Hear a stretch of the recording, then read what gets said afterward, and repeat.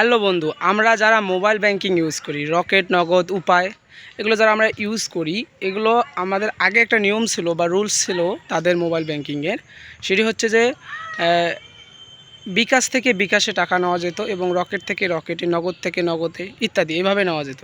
কিন্তু এখন বাংলাদেশ ব্যাংক এমন একটা রুলস জারি করেছে যেখানে আমরা উপায় থেকে রকেটে বা বিকাশ থেকে রকেটে, রকেট থেকে বিকাশে এভাবে আমরা টাকা লেনদেন করতে পারবো।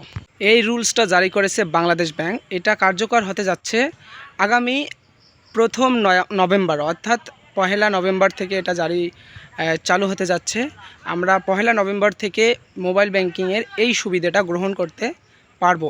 এই সুবিধার যে চার্জ, 1000 টাকায় যে চার্জটা কাটবে সেটি হচ্ছে 8 টাকা 50 পয়সা। আমরা যে কোনো বিকাশ, রকেট, উপায় বা নগদ এগুলোতে আমরা যখন সেন্ড মানি করব, তার চার্জ কাটবে হচ্ছে মাত্র 8 টাকা 50 পয়সা। ধন্যবাদ।